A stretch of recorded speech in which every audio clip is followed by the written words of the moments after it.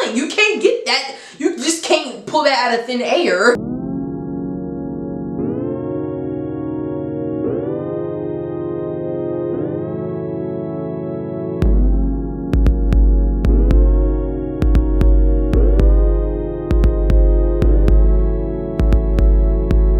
Hey nerds, welcome back to my channel. How y'all doing? Good? Good. That's good to hear. Today I'm going to be doing a review on the TV series Abbott Elementary. But before we get into that, I just want to thank you so much for being here. I really appreciate it. Now let's get into this. Alright, so I asked y'all a month ago, I think. I know that was a long time. But I asked y'all a month ago what you wanted to see from me.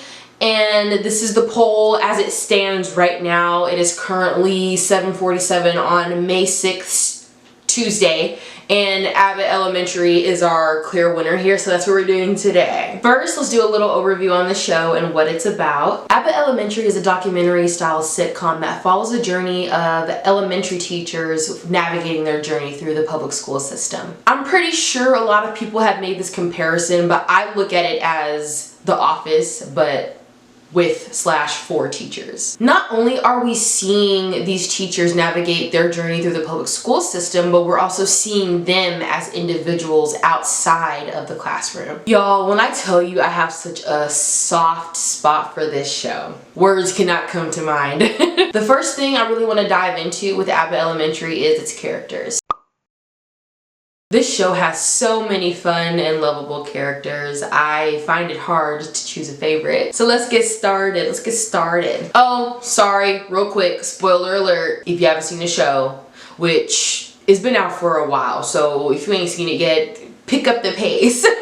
So starting off with our characters, we have Janine. Janine is a second grade teacher at Abbott. I like to think she is the main character of the show. In the first season anyway, I think the very first confessional we see in the show is her own. Janine is very quirky and dorky, but the sweetest person ever. She has a very optimistic and can-do attitude throughout the entire show. And Janine wants nothing more than to do what's best for her students. She loves them dearly. I really do, I'm gonna say love a lot, because I have such strong cute aggression towards Abbott Elementary, but I really do love Janine's character because she's the one that I relate to the most. Amongst the other descriptors that I've listed for her, Janine is our awkward, weird, unconventional black girl in the series. And being an awkward, weird, unconventional black girl myself, go watch the video if you haven't, I saw a lot of myself in Janine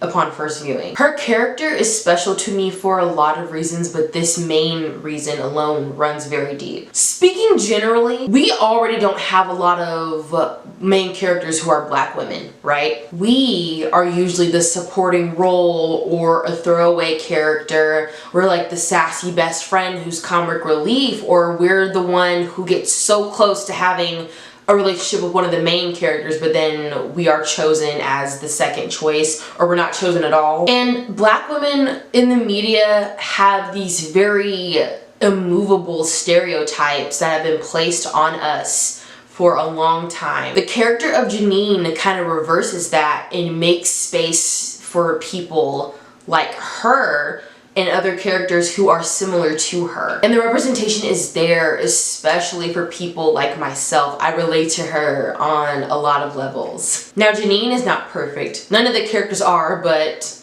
I'll get into that later. Janine being the main character usually has this air of being perfect, and they have no flaws. Their development is just like a straight line. It's just exponentially going upward, all the time. And Janine is not that type of main character. And when I say the representation is there and it matters, this is what I'm talking about. Janine feels very real, and her presence alone is just validating the experience of people who are similar to her. Men. So thank you so much, Quinta, for creating Janine. Now let's move on to Barbara. Barbara is one of two of the matriarchal figures in the main cast. She is a kindergarten teacher, and she is a devout Christian woman, and she won't let you forget it either. So when I first watched the show, like for the very first time, which was sometime around last year, like this time of year last year, there was something very Mary Poppins about Barbara. But then I realized that's just who Cheryl Lee Ralph is in real life. She's very Mary Poppins-esque. She's very grand and, you know, you know what I'm talking about. Barbara has been at Abbott Elementary the longest, and she is very traditional with her teaching style. Now, I will say this, to a very minimal extent, Barbara is a manifestation and portrayal of another stereotype that most black women are shoehorned into, because alongside the sassy best friend or, you know, comic relief, there is, you know, the mama, the mentor, and that's usually in the form of an elder black woman in terms of, you know, us speaking. Like the wise auntie or something. And I have met Barbaras in real life, some of which are in my family. But seeing this represented to a T made her stand out, you know, in my opinion. And like I said with Janine, Barbara is not perfect by any means. I really do appreciate that Barbara is not always a stereotypical Christian woman in some circumstances. Yes, she will have her moments of judgment, and she'll have moments of Bible thumping and getting up on her soapbox to preach, literally. But what I admire about Barbara's character is that she's willing to admit to her mistakes and try to learn from them. This has a lot of layers, because in the black community, people in Barbara's age group, they cannot fathom admitting that when they were wrong or admitting that they were being judgmental. They have a problem kind of just saying, okay, I was wrong, and, you know, being outspoken about that. And also, along with not being able to apologize for what you did wrong, a lot of people in the elder black community, they just don't hold themselves accountable and they think that their way is the only way. Barbara, she strays from that. She will say, oh, like, I feel terrible, I want to make it right, I want to apologize. And that's where it kind of just, it makes me happy, because, you know, you're not seeing that in our community all the time, and then not seeing it in real life, but having it on the TV screen saying that, hey, this is a possibility, or this is what you see in real life, but in this sort of light. So that was very refreshing to see for me. Okay, moving on to Melissa. I don't want to say stereotypical, but it kind of is. And someone, please correct me if I'm wrong. Like, please correct me if I'm wrong. Melissa is our stereotypical, I'm gonna use air quotes, okay, Italian character. She's a second grade teacher who casually gives out threats. She has shady family members. Cooking is like half her identity. Like, I wanted to use a better term for that, because I know that there are some Italian people who actually do act like Melissa, and there are some who don't. I'm just saying, like, you know, it feels like low-hanging fruit for Italian representation, but I could be wrong. Correct me if I'm wrong. Like I said, Melissa has a very tough exterior, but she's soft and fluffy on the inside, and she will never admit that. Now, I didn't think that I would be able to relate to Melissa in any way, which that's fine, because, you know, different characters speak to different people. And I love Melissa's character. I do. I think she is great.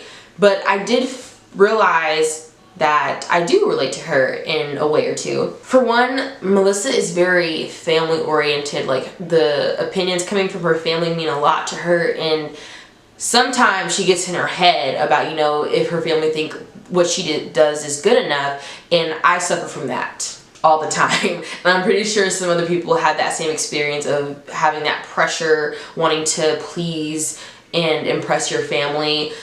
We've seen it a couple times throughout the show with Melissa. And I also adore the fact that when Melissa shows love, or is, like, you know, sharing love, she loves hard. Melissa also doesn't just hand over her trust. She makes you work for it. Not only earn it, but work for it. Oh, and Melissa is two of the matriarchal figures in the ensemble cast.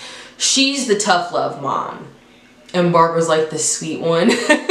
Melissa's the tough one. Okay, moving on to Ava. This is a lot of people's favorite. and I understand why. Ava is our loud character. No, I'm just kidding. She is a little loud. She is the principal of Abbott Elementary. Melissa is very extroverted, super confident. She doesn't always take things seriously, and she's actually freaking hilarious. And I've always thought this, you know, when watching the show, I cannot grasp what zodiac she is giving off. I'm pretty sure her birthday is like peppered somewhere in the show and I can figure out then, but she gives off Libra to me. She gives off Libra to me, and I don't know why. I was like, it feels very Libra coded when Ava just is Ava. Ava does have a way of doing things the wrong way or cutting corners, and she does sprinkle a little bullying, passing it out to her employees. She's not very nice sometimes, but she's doing all of that to hide her big heart. Ava has a big heart, and we all know that. If you've seen the show, you know that Ava truly does care. Ava takes all those harmful stereotypes that are placed on Black women, not just in media, but in general, like loud, mean, you know, too much, those things that are put onto us, and she flips that on its head. Ava is that depiction of living in your truth and not watering yourself down just to make other people comfortable. That is literally what Ava is embodying the entire time from start to finish. She does not care if you think she's too much to handle. She's going to continue doing her, being her. That's not gonna stop her. In that, what was it, season 3, I think? Season 3, where she became like Diet Ava. She became Diet Ava, and she was like being all normal and stuff. Even then, that didn't last too long. The real her broke out, and it was there to stay. And Ava is not always going to be someone's cup of tea. She does not give a fuck. Now moving on to Gregory.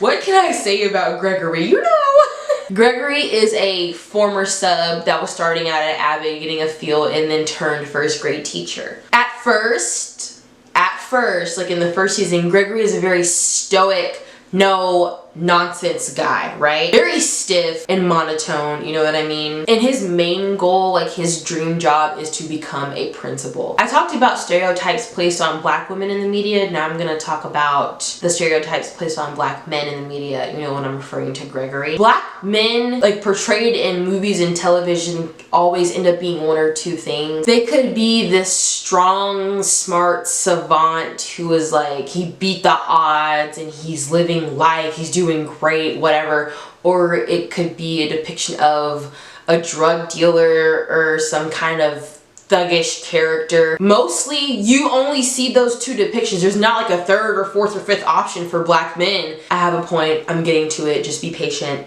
And in real life, Black men are encouraged to suppress their emotions. You know, crying makes you weak, feeling emotion makes you soft. We see this real life thing manifest in Gregory in his developing stages. He told us, you know, through conversations with other characters and sometimes directly to the audience, that he really didn't get to feel and develop his emotions as a child because he grew up with this militant dad, you know, that didn't allow him to like have fun or cry or show any heightened emotion. So they're suppressed. He's like a robot. And there's even a joke in season 4 where they call him Gregbot because he literally had trouble showing and conveying human emotions. He was just like, but here's what I love most about Gregory. Now, he doesn't change himself completely through the duration of the show. It's still him, but he has grown. He has grown so much. And there's just so much compassion and supportive energy oozing out of this man. You can see Gregory learning in real time that it's okay that I do this. It's okay that I feel this way about that because I am a human. That's human nature. That's what, you know, it's normal. And we see that progress from season 1 to season 4. And Gregory in season 1 versus season 4, I mean, I'm saying this, but like all characters went through some type of growth and development, but Gregory's is my favorite. We're seeing that hard shell that has been built upon him for years crack and crumble away. And it's so satisfying to see him come into himself as like a regular, normal human being that experiences emotions. That is amazing. Love Tyler James Williams. He's amazing. Now moving on to Jacob. Dare I say he's my favorite? He is my favorite because I love him so much. Chris Perfetti. Love you, honey. Jacob is our golden retriever character, okay? What does he teach? He teaches 7th grade? 8th grade, 7th grade. One of those two. I'll put it somewhere on the screen. Jacob is our liberal white gay man who is here for the cause, okay? He's very lame and dorky, sort of similar to Janine, but in a very endearing way. And I will say this, there's something different about Jacob, speaking on the type of character that he is. So like I said, Jacob is a queer, white, liberal man, right? And he is surrounded by the black community. He works within the black community. I think what makes Jacob different from other characters that kind of fit into those descriptors is he's actually trying. He's making an effort to be as supportive as he can and educate himself all the time. And whenever he says something wrong and does something wrong, he doesn't try to victimize himself or point blame. He takes that. He is like, okay, how do I better myself? How do I learn from this? How do I know what to do next time around? You see him doing the work that an ally is supposed to do. We have a lot of performative allies, you know, depicted on TV, and we see them in real life, but Jacob is a true ally. And then there's another layer added on top of this because he is teaching black children. And another layer on top of that, he is teaching history to black children, okay? And we know how history can get spun like nobody's business. And he is taking the time and the effort and the passion to teach them what really happened in the true history of what they're learning. Now, Jacob will sometimes go a wee bit overboard in his support for the cause, for the black community, and it's like a little, ugh. And characters go like, okay, Jacob, that's enough. Even the characters do like, okay, too much. But it's coming from a place of love and a place of, you know, I'm with you, I support you. And that added a bit of reality into it because, you know, gets so passionate and hyped up and we're like, okay, a little too much. I also adore how compassionate Jacob is. Like with each character in the main cast, he has so much love to share and give and kindness to offer. He's literally like a teddy bear. I'm like, oh, Jacob, my Shayla, my baby, my darling. I think the thing that stood out to me the most with Jacob is that he leads with his heart, always, every time. And that's a really good character trait that he has. So yeah, I do love Jacob a lot. Okay, moving on to our last character that I'm highlighting anyway, Mr. Johnson. Mr. Johnson and I have a special place in my heart for Mr. Johnson. He's our eccentric, quote unquote, crazy character. Me personally, I don't think Mr. Johnson is crazy. He's just who he is, and y'all can't handle that. And it's so funny that he, of all people, is our mysterious enigma in the corner type character. Even though Mr. Johnson is hilarious and outlandish, he does serve as another mentor figure for the younger teachers at Abbott. I really do appreciate the scenes where Mr. Johnson is serious and he starts dropping knowledge for Janine, Greg, and Jacob. It's like, oh, just complex characters, layers to the characters. They're not just one-sided. He has layers to him. He's not just the eccentric, crazy character. He's also there as a system of support for everybody, not just the younger teachers. But yeah, love you, Mr. Johnson. There are a lot of things in this show that just make me so happy. Seeing, like I said, seeing the growth with each and every character from season 1 to season 4 is jaw-dropping. It's amazing. You know how you rewatch a show and you see all the characters in the first season, they look so different in the current season? It's weird, it's surreal. And the first thing on this list that I want to talk about is my cute aggression toward Janine and Gregory's relationship / dynamic. So from the get-go, we can tell that the show is setting them up to be together at some point in time. And in the first season, it's kind of like a very, you know, small thing, not nothing too passionate or, you know, ignited. Their crush on each other in season 1 was very middle school, and that's so pure and innocent, and I love it. But one thing that I cannot get over is the way that Gregory just pays attention to Janine. The details matter, they matter so much. He notices anything and everything about Janine. Example, when she parted her hair on a different side and literally no one else noticed but Gregory. Another dynamic that I really appreciate, which I don't think a lot of people talk enough about, is the relationship that Jacob has with his students. Now, these kids tease and roast Jacob mercilessly. They don't care, they ruthless. But it's coming out of a place of love, I guess. And I wouldn't say respect, I feel like that's too strong a word, but they definitely, they have a special place for Mr. C. They call Jacob Mr. C if you don't know. The C is for corny, because Jacob is just a little bit, he's a little corny.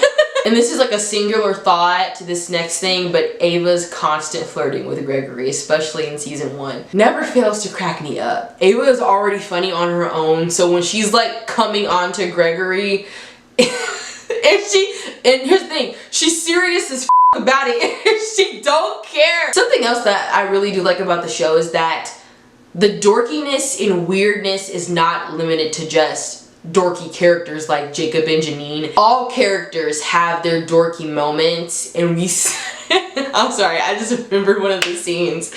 And one thing about Abbott Elementary, the show is not afraid to go there. It definitely goes there sometimes, but like in a PG way. Like, you know those special episodes on Disney Channel about teen drinking or smoking or something? It tackles it in that way, if that makes sense. The show's commentary about certain topics is it has a full message. It fully delves into like the possibilities and the themes surrounding whatever topic they're kind of focusing on at the moment. The conflict is usually centered around the students and how they're struggling, you know, being a part of the public school system. Abbott Elementary is severely underfunded, and sometimes the teachers have to make do with what they are given. Now, I came up in the public school system, but I was never in a school that was in dire need like Abbott Elementary. So seeing this from perspective of someone who was in the public school system and seeing that side of it, it's very eye-opening. I feel like the show has a strong grip of what's going on in the real world when it comes to the public school system. My mother worked as an educator for over 2 decades, and she's seen it all. Public school, charter schools, daycares, you name it, right? And sometimes I would get a glimpse of what her day-to-day was like, and there were times where she definitely had to be resourceful to provide for the enrichment of her own students. And you see that same thing going on with the teachers of Abbott Elementary. They are hustling, doing whatever they need and whatever they can to make sure that their kids have a stable academic career. I also like how they delved into like the reality of some of these children's lives. For example, very first episode with the rugs and stuff, that one kid who always naps on the rug, that was like a safe haven for him because he didn't get much sleep at home because his parents were always arguing. And that, for a first episode of a new show at the time when it first came out, that had to have hit you in a way that was like, damn, now we're getting real. Like we're getting real right now. Abbott's not afraid to get real, and I do appreciate that. Back to the characters. I'm sorry, the characters just are such a big part of the show. Well, obviously there'd be no show, but you know what I'm saying. Every single main, like in the main cast, the main ensemble, every single one of those characters are complex. Do you know how hard it is to have one complex character to have, what is that, 7 complex characters at the same time? That's talent. You can't get that. You just can't pull that out of thin air. And then we are lucky enough to see that there are certain episodes that focus on one of those characters, and we get to peel their layers back and see what's going on with them really. Examples would be finding out about Janine's mommy issues, finding out about Ava and Gregory's daddy issues, finding out why Ava is not all that trustworthy, finding out why Jacob doesn't like Christmas. It's these characters are not one-dimensional, okay? They feel like real people. I'm gonna keep saying that because like they're complex and like it's real to me. They're real to me. One thing about Abbott Elementary is that this show is so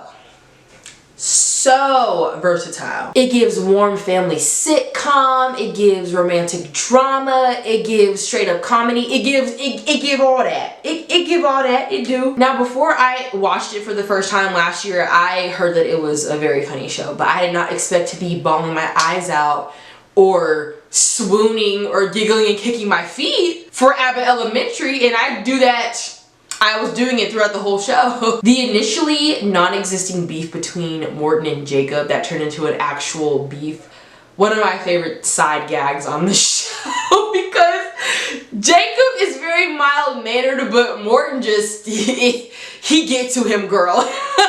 Morton pisses him off. Now I want to talk about the romances on the show because actually, I'm going to start with Ava and Oshan. I bet you was thinking I was going to start with Janine and Gregory because they're the main ones. Let's start with Ava and Oshan first. So Oshan is new. He just got introduced to us in season 4. He's new to the mix, okay? He is Ava's new love interest, okay? And what is he? He's like a district IT guy or something, right? Yes. Yes. And, you know, of course, upon first meeting him, Ava treats him like she treats everybody else, roasting him, you know, being rude, what have you. But then after a while, she started kind of getting a little crush on him, and she is trying so hard to hide it and to deny it. Because Oshan was feeling her from the get, and then she started feeling him, but she didn't want to admit it. So, you know, that kind of thing going on. Oshan is still sticking around. Like, he's still pursuing her, and she sees that it's gonna take more than some petty insults to like scare him off. And it's the way that Oshan kept applying pressure. Y'all remember that one scene where he was like doing something in Ava's office with a computer and she was like, can't you just do this kind of stuff remote now? And he was like, I mean, I could, but I'd rather be in here, or whatever he said. I was like, ah! And then you have Mr. Johnson just watching the whole thing like, I see you falling for him, girl. Oshan is a man. That's a real man. Now, do I think he should have put up with Ava's foolishness? No. And don't come for me. I know, we all know, if we've seen the show, we know why Ava is the way that she is. She's got deep-rooted trust issues from her dad abandoning her, so she, like, you know, does what she does. She picks on people, she bullies them, she makes them feel less than to big herself up and feel better, so she doesn't have to think about that stuff. We know that. I know that. But, and it's a big but, Oshan, being the grown-ass, emotionally intelligent man that he is, he sees that there's more to Ava and he's willing to stay and work through that with her because he really does like her, truly. And he wants to get to know her. And I was like, oh, this is going to bud something amazing. I really want to see where they take it with Ava and Oshan in season 5, whenever that's going to come out. But, oh, this is what I'm talking about. I should not be getting so giddy and like, over Abbott Elementary, but here I am. Moving on to Melissa and Captain Robinson. Well, I was going to touch on Melissa and Gary for a little bit.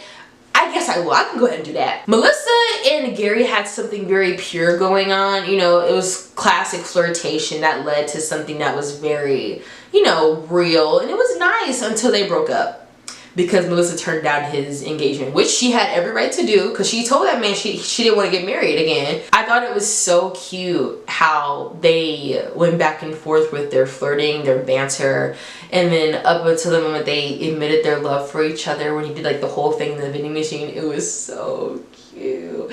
And I do like that they parted, you know, kind of mutually, I guess. You know, after the whole proposal debacle, she was like, I think you deserve a woman who actually wants to get married, and you shouldn't be wasting your time with me. Which, good on Melissa, because don't string nobody along. Don't do that. Be mature and be like, listen, you might want to go with somebody who actually wants to get married, and that somebody ain't me. She did that. But moving on to Melissa and Captain Robinson, their thing is still fairly new, and I'm digging it. I'm enjoying it. I like how she ended up with a firefighter, because she's obsessed with firefighters, fire trucks, everything fire related, because she wanted to be a firefighter growing up. So I thought it was funny how they put her with one. So usually in the media, an older woman navigating the dating world is usually the end of a joke or the butt of a joke, especially when she's a divorcee like Melissa. But there is such an empowering flip in the way Melissa is portrayed. Melissa is an attractive woman who has been burned by the fires of love, okay? She did the marriage thing, she did that, it didn't work out. First of all, she's confident as hell, and she's putting herself out there, and she's not afraid to let people know that. You know, being burned by a love that turned sour, like whose heart wouldn't harden is my question. Like, you know, I also love how they're not making a big deal about her, you know, dating around and hooking up. Usually older women who do that, well, women in general who date around and hook up, that's very looked down upon, but not with Melissa. She is a grown woman who knows what she wants, and she's like, I'm doing what I want, and I'm okay with that. And I love that about Melissa and her relationships both with Gary and Captain Robinson. And I love the very simple but important aspect of their relationship, just with them respecting each other's boundaries, seeing where they're at. Like, you know, are we exclusive? I want you to like be exclusive with me. I want this to be like a, you know, one-on-one thing. That is what I love the most about Melissa and Captain Robinson's relationship. So they're cute. Hopefully, let's see where this goes. I'm excited to see where they go to in season 5. So yeah. Finally, Janine and Gregory. A match made in heaven. Two goofballs who are meant to be with each other. They're so weird and lame, but they're weird and lame together. And that's very important to me. I think that both of them being secure in who they are as an individual allowed them to appreciate the other. And from the first season, there's an unwavering support between the two of them. That famous episode where Gregory runs after Janine and shields her from the rain, if that is not chemistry, I don't know what is. I remember the first time I saw that scene, I screamed my face off. I was like, yes, go get her, Gregory! Or how about the season 4 finale where Janine was willing to change who she was as a person so she could impress Gregory's dad, the man that means literally the most to him in his entire life. Now, lesson, don't change for nobody. And she learned that, of course. She reverted to herself, back to her normal self very quickly. But the fact that she was willing to do that because she knew how much Gregory's dad meant to Gregory.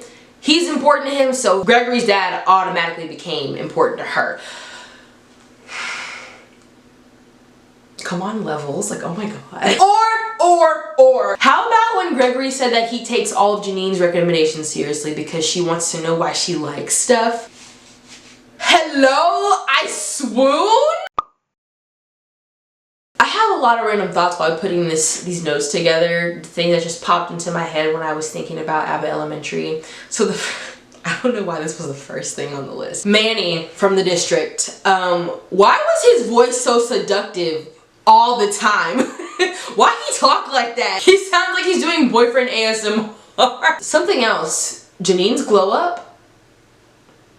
Can we talk about her glow up? That needs to be studied. That needs to be studied immediately. That's probably the best glow up I've ever seen in a TV show ever. Like, hello, Miss Thing, Miss Teagues, Big Teagues, not the little one. Like, hello, she's stepping now.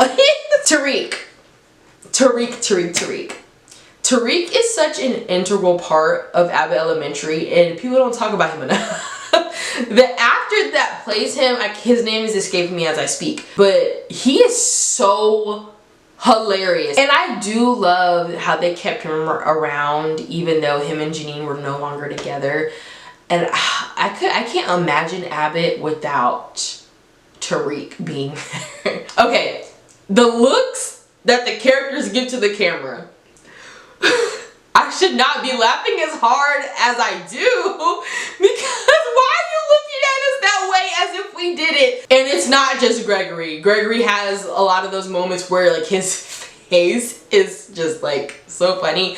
But it's Jacob too, just as much as Gregory. The way sometimes he looks at the camera, it's like just straight pure concern most of the time. Oh my gosh, they kill me. Another random thought that I had is that this show alone gave me hope that sitcoms are on the up and up again, because I really didn't like sitcoms that much.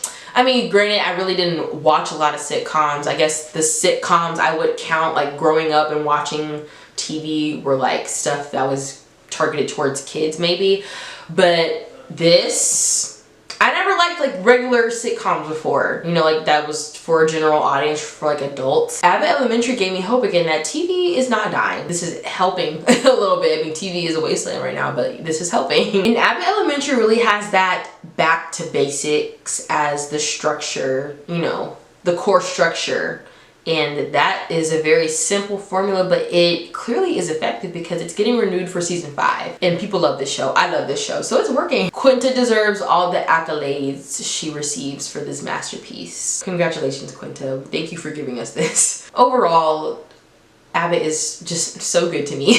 Abbott Elementary is now one of my new favorite shows. Highly recommend. It is super easy to get into, super easy to start, and it's funny. It also has something for everyone, I think. So yeah, pretty good. But yeah, I'm done. I'm done ranting and babbling. And so that concludes our video for today. If you enjoyed it, please leave a like. And if you made it to the end of this video, comment an apple emoji. Thank you. And subscribe if you want to. I'll see y'all on the next go round. Okay, bye.